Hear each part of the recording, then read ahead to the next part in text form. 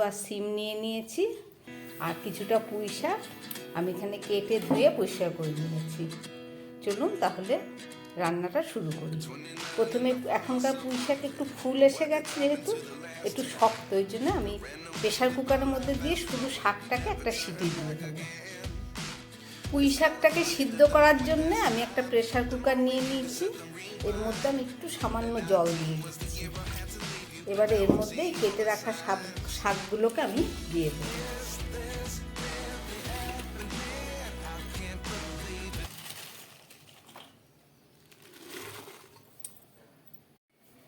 কেটে রাখা শাকগুলো প্রেশার কুকারে দিয়ে দিলাম। এবার আমি একটু নুন দিয়ে দিচ্ছি, আর দিয়ে দিচ্ছি একটু হলুদ। পুরনো গাছ, একটু যদি কষ ভাগ থাকে সেটা কেটে যাবে। এবার এটাকে আমি একটা সিটি দিয়ে নেব, আর বাকি যে সবজিগুলো আছে সেগুলো কেটে ধুয়ে পরিষ্কার করে নিয়ে আমি আপনাদের দেখাচ্ছি। মাছের মাথা দিয়ে পুঁই শাক রান্না করার জন্যে আমার সমস্ত সবজিগুলো কাটা হয়ে গেছে। এই যে শিম, আলু, বেগুন, কুমড়ো সব কেটে নিয়েছি। এছাড়া এই যে মাছের মাথাটা খুব ভালো করে ধুয়ে নুন হলুদ মেখে নিয়েছি। আর ওদিকে আমার প্রেশার কুকারে একটা সিটি দিয়ে নিয়েছি, শাকটাও আমার সিদ্ধ হয়ে গেছে। এবার আমি এটাকে প্রেশার কুকার থেকে নামিয়ে নিচ্ছি। একদম কম জল দিয়ে সিদ্ধ দিয়েছিলাম, ওই জন্য খুব সামান্য একটু জল বেরিয়েছে। এই জলটা আমি আর দেব না তরকারির মধ্যে, কারণ না একটু শাকগুলো একটু অনেক দিনে পুরনো হয়ে গেছে, তো হাফ সিদ্ধ হয়েছে। চলুন এবার তাহলে পুরোটা রান্না করে আপনাদের দেখাই। পুঁই শাকটা রান্না করার জন্যে আমি একটা লোহার কড়াই ব্যবহার করছি। কড়াইটা গরম হয়ে গেছে, আমি এর মধ্যে এবার দিয়ে দিচ্ছি তেল। আমি পরিমাণ মতো সর্ষের তেল দিয়ে দিলাম। তেলটা গরম হয়ে গেছে, এবার এর মধ্যে আমি মাছের মাথাটা ভেজে নিচ্ছি।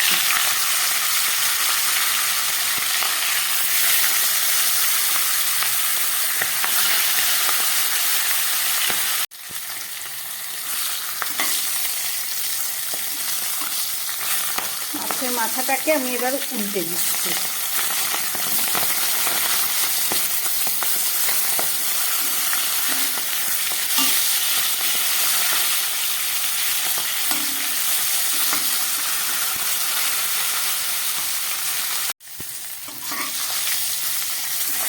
গ্যাসটা কমিয়ে অনেকক্ষণ ধরে মাছের মাথাটাকে আমি ভেজে নিলাম।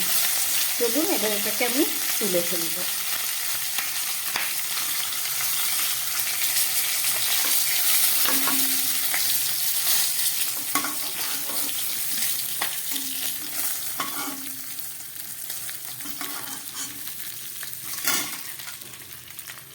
এই যে মাছের মাথা আমার ভাজা হয়ে গেছে। মাছের মাথা ভাজার গরম তেলের মধ্যে আমি এবার দিয়ে দিচ্ছি কিছুটা পাঁচফোড়ন। এবার আমি সমস্ত সবজিগুলোকে একসঙ্গে ভেজে নেব।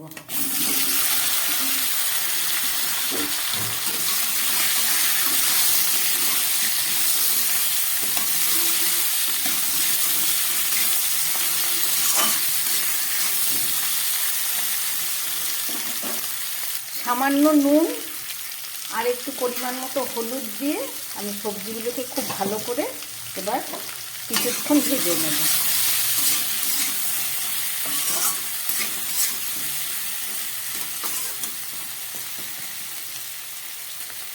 শাকটা যেহেতু সিদ্ধ করা রয়েছে, এর জন্য সবজিগুলোকে আমি একটু ঢাকা দিয়ে ভাজবো।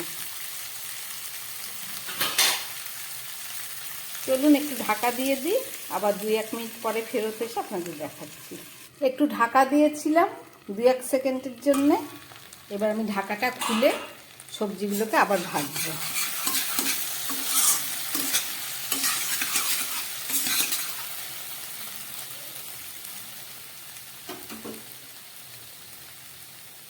এবার আমি দিয়ে দিচ্ছি 1/2 চামচ ধনের গুঁড়ো,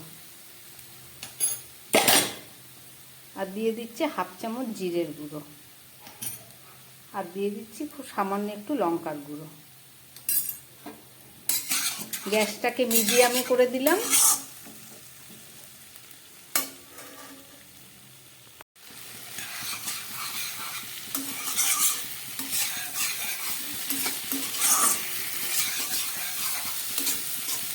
আবার কিছুক্ষণ এটাকে একটু মশলা দেবার পরে ভেজে নিচ্ছি।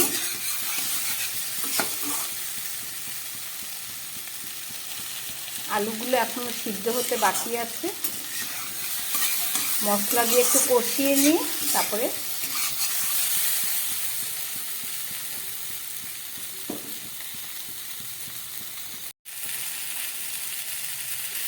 এবার দিয়ে দিচ্ছি 4টে কাঁচা লঙ্কা, আর এর মধ্যে দিয়ে দিচ্ছি একটু সামান্য মশলার জল।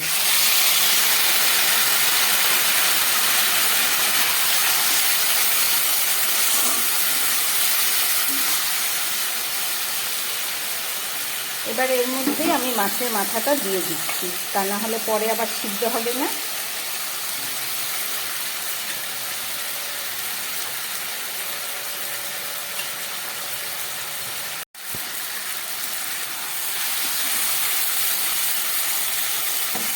মাথাগুলোকে পরে একটু ভেঙে দেব।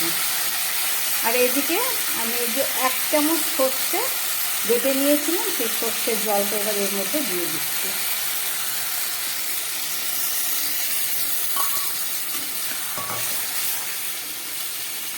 এই জলে মাছের মাথাগুলো একটু সিদ্ধ করে নিই।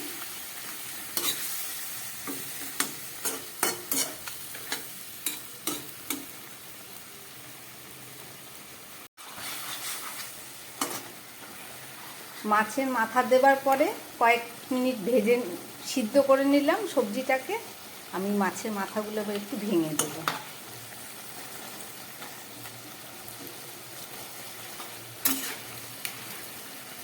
এবারে আমি এর মধ্যে দিয়ে দিচ্ছি এই পুঁই শাক, হালকা সিদ্ধ করে রাখা পুঁই শাকটা দিয়ে দিলাম। সমস্ত সবজিগুলোকে খুব ভালো করে এবার আমি মিশিয়ে নেব।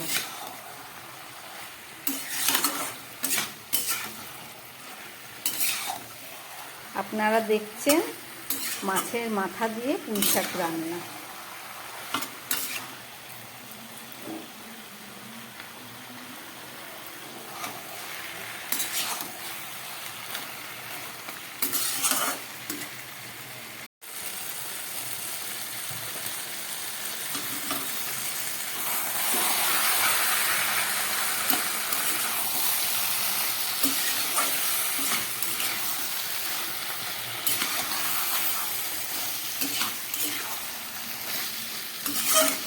সমস্ত সবজি আর মাছের মাথা দিয়ে আমার পুঁই শাকটা প্রায় হয়ে এসছে, সবজিগুলো সিদ্ধ হয়ে গেছে। এবার আমি এর মধ্যে দিয়ে দিচ্ছি একটু চিনি। একটু মিষ্টি না দিলে ভালো লাগবে না।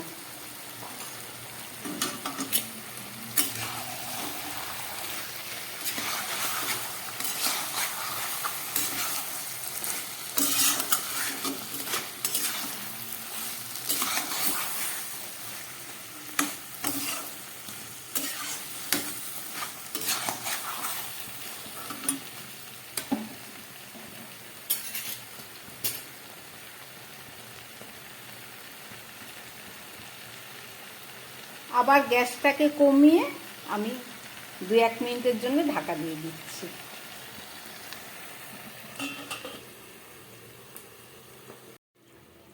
এবার ঢাকাটা খুলে নিচ্ছি। আমার রান্নাটা হয়ে গেছে।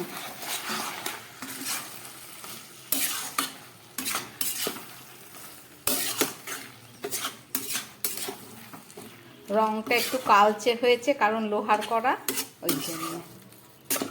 চলুন এবার গ্যাস বন্ধ করে আমি এটাকে আবার 2-3 মিনিট ঢাকা দিয়ে রাখছি, তারপরে ফেরত এসে আপনাদের দেখাবো।